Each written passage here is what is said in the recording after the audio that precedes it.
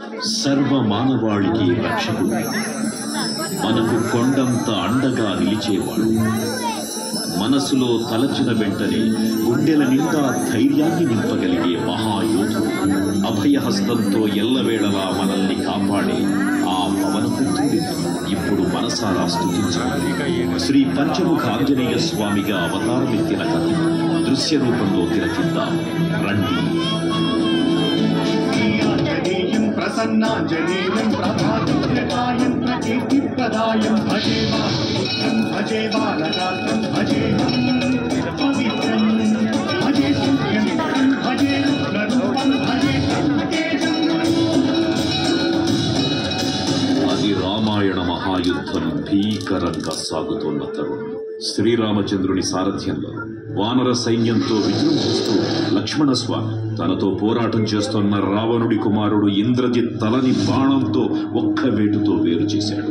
ఇంద్రజిత్ మరణ వార్త విన్న రావణుడు ఆవేశంతో ఊగిపోయి ప్రతీకారం కోసం పాతాళ లోకాధిపతి తన సోదరుడు అయినటువంటి మహిరావణుడి సహకారం కోరాడు.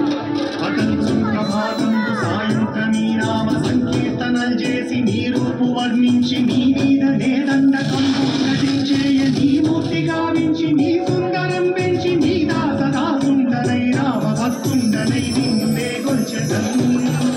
నీ కటాక్షం గుణం చూచితే వేడుకలు చేసితే నా మురాలించితే నన్ను రక్షించితే.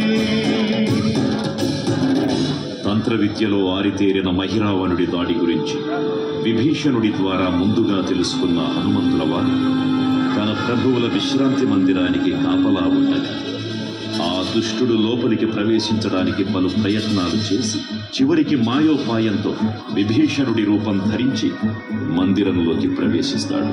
నిద్రిస్తున్న రామలక్ష్మణులను అపహరించి పాతాళ లోకానికి తీసుకుని పోతాడు.